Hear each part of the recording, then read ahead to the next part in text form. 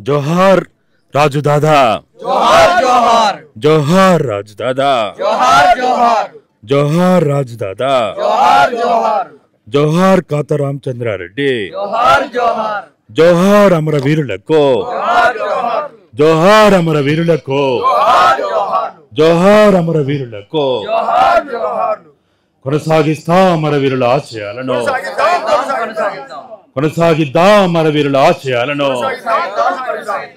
ఓడిద్దాం అనువాదాన్ని, ఓడిద్దాం అనువాదాన్ని, ఓడిద్దాం మనుస్మృతిని, ఓడిద్దాం మనుస్మృతిని, ఓడిద్దాం అనువాదాన్ని, ఓడిద్దాం మనుస్మృతిని, ఓడిద్దాం మనుస్మృతిని.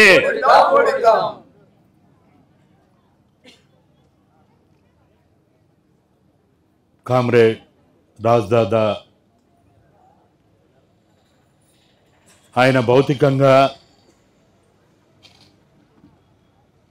ఈ దేశ ప్రజల విముక్తి కోసం ఒక గొప్ప ఆశయంతో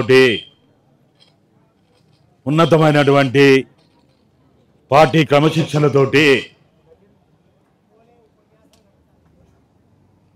తన జీవితాంతం ప్రజల కోసమే జీవిస్తా ప్రజా విముక్తిని సాధిస్తా అనే శపథంలోని విప్లవ ద్రోహులు, విప్లవ ప్రతిఘాతకులు, మనవాద తొత్తులు మోడీ అమిత్ షాల సంకనాకటోళ్ళు ఇచ్చినటువంటి సమాచారంతో పట్టుబడి చిత్రహింసలకు గురయ్యి ఛత్తీస్గఢ్ అడవుల్లో చెట్టకు గట్టి ఆయన శరీరంలో 3 తూటాలను దించి ఒక భయంకరమైనటువంటి చిత్రహింసలకు గురి చేసినట్టుగా మనకు అర్థమవుతా ఉన్నది. ఆయన పోస్ట్ మార్టం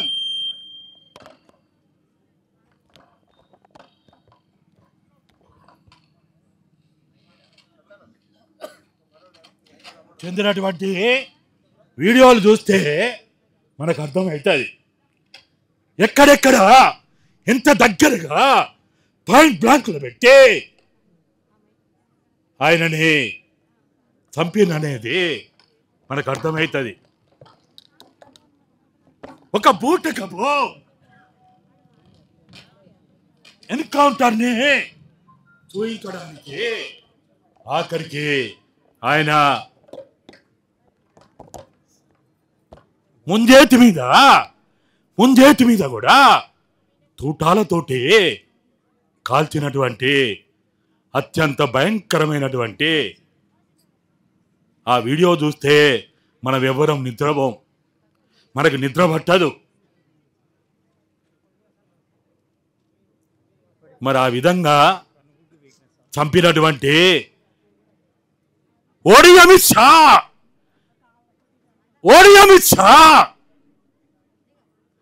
మోడీ నరేంద్ర మోడీ, నువ్వు ట్వీట్లు పెడతావు, నువ్వు విందులు చేసుకుంటావు, నువ్వు వినోదాలు చేసుకుంటావు,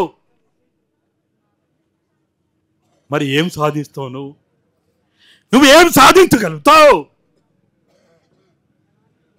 నువ్వేం సాధిద్దామని కాతా రామచంద్రారెడ్డిని అత్యంత కిరాతకంగా ఆయనని ఛత్తీస్గఢ్ రాజధాని అయినటువంటి రాయ్పూర్లో పట్టుకొని పిరికి పందల్లాగా చంపడం ఒక గొప్ప అనుకుంటున్నారా? ఏమో సాధించిన అనుకుంటున్నారా? నీ వేల బలగాలు, నీ లక్షల బలగాలు కాతా రామచంద్రారెడ్డిని ఏమీ చేయలేక చివరికి ఆయన నుంచి ఒక్క ఒక్క సమాచారం కూడా రాబట్టలేక నీ సంకరాకిరోళ్ళు, నీ ఉచ్చదాగటోళ్ళు, నీ పాదాలకు మొక్కటోళ్ళు, పెట్టుబడిదారుల దగ్గర, మనువాదుల దగ్గర తుపాకులని పెట్టినోళ్ళతోటి సమాచారం తీసుకొని చంపడం అంత పెద్ద గొప్ప అనుకుంటున్నావా? పెద్ద గొప్ప పని చేస్తా అనుకుంటున్నావా? నీకు దమ్ముంటే ఛత్తీస్గఢ్లో 5వ షెడ్యూల్ అమలు చేయండి. నీకు దమ్ముంటే భారత రాజ్యాంగంలోని 12 షెడ్యూళ్లలో 10 రాష్ట్రాల్లో ఉన్నటువంటి 14% భూభాగమైనటువంటి ఆదివాసీ ప్రాంతమైనటువంటి 5వ షెడ్యూల్ని అమలు చేయండి. మోడీ అమిత్ షాలారా, మీకు దమ్ముంటే, మీకు శక్తిశాలం ఉంటే, మీకేమైనా బుద్ధి ఉంటే, మీకు రాజ్యాంగం మీద నమ్మకం ఉంటే మీకు 5వ షెడ్యూల్ని అమలు చేయండి. 5వ షెడ్యూల్ ఏం చెప్తున్నది? ఇదే రామచంద్రారెడ్డి గత 30 సంవత్సరాలుగా అదే అడిగిండు. వారు చిరక పలుకులు భక్తా ఉన్నాడు వాసుదేవరావు, ఆ రాష్ట్ర ఉప ముఖ్యమంత్రి, ఆ రాష్ట్ర హోమ్ మినిస్టరు 5-6 షెడ్యూల్ని అమలు చేస్తా అని ఆయన హామీ ఇచ్చిందట. ఆయన ప్రకటిస్తా ఉంటాడు. ఇవాళ పాలకుల ఏజెంట్లు, పాలకులకి బ్రాండ్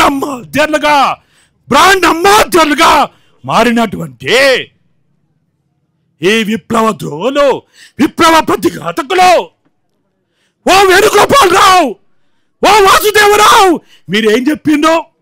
20 ఏళ్ల క్రితం ఏం చెప్పిండు? 30 ఏళ్ల క్రితం ఏం చెప్పిండు? 40 ఏళ్ల క్రితం ఏం చెప్పిండు? 10 సంవత్సరాల క్రితం ఏం చెప్పిండు? లొంగిపోయిన నక్సలైట్లు జీబులు తీసుకుంటే, ట్రాక్టర్లు తీసుకుంటే, డీసీఎంలు తీసుకుంటే వాటిని తరగబెట్టమన్నారు.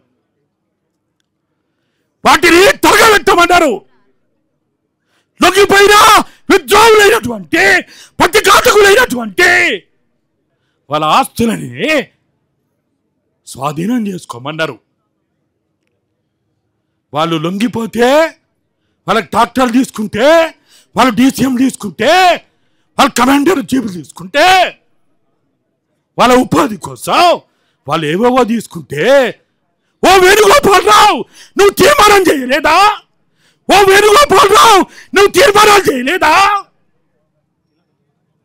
మరి అట్ట తీర్మానం చేసి వాళ్ళందరి యొక్క ఆస్తులు ధ్వంసం చేయమని, వాళ్ళు స్వాధీనం చేసుకోమని మాట్లాడిన నువ్వు ఈరోజు నీ ఆస్తి కాదు, నీ సంపద కాదు, ఆ తుపాకులను తీసుకుపోయి ఎట్లా చెప్తావు? అది ఎవరప్ప సొత్తు అనుకున్నావు? ఎవరి ఆస్తి అనుకున్నావు? ఎవరు సంపాదించింది అనుకున్నావు? ఛత్తీస్గఢ్ ఆదివాసీల చెమట చుక్కల రెక్కల కష్టం ఆ తుపాకులవి. నీ కావు, నీ అప్పు సొత్తు కాదు, నీ మనువాద సొత్తు కాదు, నీ అమిత్ షా మోడీల సొత్తు కాదు. మరి వాళ్ళ సొత్తు కానప్పుడు ఒకనాడేమో పొట్టకూటి కోసం, బతుకు తెరువు కోసం దళితులు, బహుజనులు, గిరిజనులు లొంగిపోయి బయటికి వస్తే వాళ్ళు తీసుకున్న జీవులను తరగబెట్టమన్నావు, ట్రాక్టర్లను తరగబెట్టమన్నావు, డీసీఎంలను తరగబెట్టమన్నావు, వాళ్ళు తప్పమన్నావు కదా, వాళ్ళు శిక్ష చేయమన్నావు కదా. మరి ఇవాళ అదే అమరవీరుడా లేకపోతే మాజీ నక్సలైట్లు ఇవాళ అడుగుతా ఉన్నారు, ఓ వేణుగోపాల్, ఓ వాసుదేవరావు, నీవు మాకు శిక్ష చేయమన్నావు కదా, మరి నీకెవరు శిక్ష చేయాలి? నీకెట్లా శిక్ష చేయాలి అని వాళ్ళు అడుగుతా ఉన్నారు. ఏం సమాధానం చెప్తావు వేణు అండ్ వాసు? మీరేం సమాధానం చెప్తారు? ఇవాళ మావోయిస్టు పార్టీ జాగాల్లో మా అందరి భాగస్వామ్యం ఉంది. మేము కూడా మా ప్రాణాలొడ్డి మేము విప్లవోద్యమం కోసం పనిచేస్తాం. మేము చేతుల్లో బాంబులు పేరితే చావు బతుకుల్లో కూడా శత్రువుకు లొంగకుండా, సత్తు యొక్క పాదాలకు మొక్కకుండా, ఒక్క రహస్యం చెప్పకుండా మేము మా బతికేందో మా బతుకుతా ఉన్నావు, అనారోగ్యంతో బతుకుతా ఉన్నావు.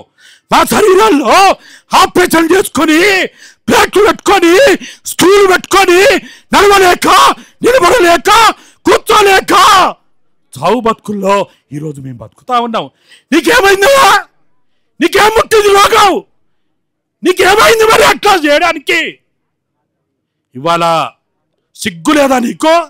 ₹1,00,00,000 తీసుకొని నువ్వు లొంగిపోయినప్పుడు, నువ్వు కచ్చరిలో లొంగిపోయిన కాడా పారిశ్రామికవేత్తలు పిలుస్తావా? నువ్వు పారిశ్రామికవేత్తల సమస్యల్లో నువ్వు లొంగిపోతావా? సిగ్గుందా నీకేమన్నా? నీకేమైనా శరం ఉందా నీకో? మరి ఆ రోజు మేము లొంగిపోయినప్పుడు, మేము సమాజంలో బతకడానికి వచ్చినప్పుడు, అనారోగ్యంతో చావు బతుకుల్లో ఉండి ఇక బతకలేమని మేము బయటకు వచ్చినప్పుడు మరి మా మీద తీర్మానాలు చేస్తావు కదా, మా మీద నువ్వు తీర్మానాలు చేస్తావు కదా, చంపండి అన్నావు కదా, కొట్టండి అన్నావు కదా, ఆస్తులు స్వాధీనం చేసుకోమన్నావు కదా. మరి ఈరోజు నీ తీర్మానాలన్నీ మర్చిపోయినావా? ఈ తీర్మానాలన్నీ మర్చిపోయినావా? నేను అప్పుడే మర్చిపోయినావా? అప్పుడే కాయలు తప్పినవా? అప్పుడే సోయి తప్పినవా? మీ అమ్మ విప్లవోద్యమానికి ఆ మధురమ్మ ఒక అమ్మ. ఆ అమ్మకి గొప్పగా నువ్వు రాసుకున్నావు కదా లేక, ఒక్క అక్షరం, ఒక్క పేజీ, ఒక్క వాక్యానం, ఒక్క పేర, ఒక్క లైను, ఒక్కసారి నీకు సిగ్గుంటే, నువ్వు మనిషి అయితే, నీకు మనవత్వం ఉంటే ఆ తల్లికి కూడా ద్రోహం చేస్తావా? విప్లవ పార్టీ కంటే, విప్లవోద్యమాని కంటే, విప్లవ సహచరుల కంటే ద్రోహం చేస్తావు. తల్లికి కూడా ద్రోహం చేస్తావా? ఇదేనా నీ మనవాదం చెప్పేది? ఇదేనా నీ మనస్ఫూర్తి చెప్పేది? ఇదేనా నువ్వు నేర్చుకున్నటువంటి రాజకీయాలు? ఇవాళ ఇక్కడికి వచ్చిన తర్వాత మమ్మల్ని అందరిని అడుగుతా ఉన్నారు, మమ్మల్ని ప్రశ్నిస్తూ ఉన్నారు. విప్లవకారులు అంటే 40 ఏళ్ళు 50 ఏళ్ళు పనిచేసిన వాళ్ళు ఇట్లా తయారవుతుంటే ఎట్లా అని వాళ్ళు అడుగుతా ఉన్నారు. ఏం సమాధానం చెప్పాలి? ఇక్కడికి వచ్చిన తర్వాత ఇక్కడ అనేక మంది అమరుల తల్లిదండ్రులు,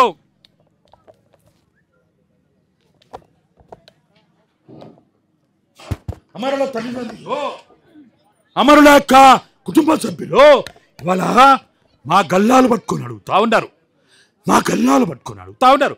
విప్లవం అంటేనే, ప్రజా విముక్తి అంటేనే, విప్లవం వచ్చేనంటేనే అమరుల త్యాగాలు వృధా కావంటివి కదా. మరి ఏమవుతున్నాయని ఇక్కడ మమ్మల్ని గల్లాలు పట్టుకొని అడుగుతా ఉన్నారు. ఏం సమాధానం చెప్తావు వేణువాసం?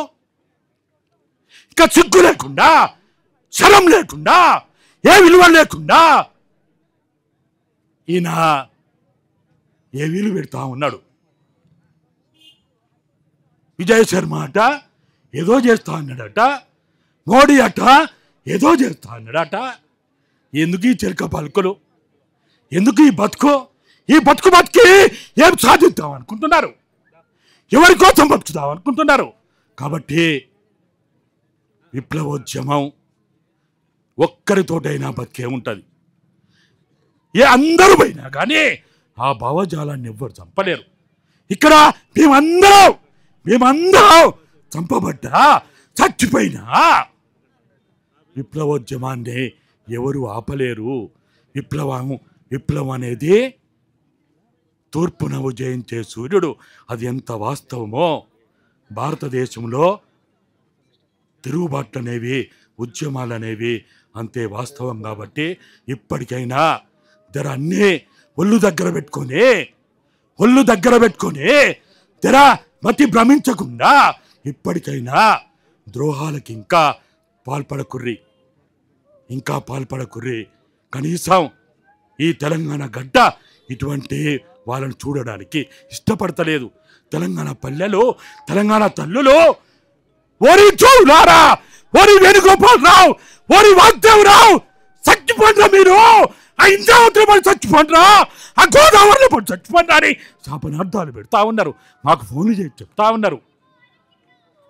కాబట్టి ఇప్పటికైనా ప్రజలారా, ప్రజాస్వామికవాదులారా, విప్లవ శ్రేణులారా, మన చుట్టే విప్లవ ద్రోహులు ఉంటారు.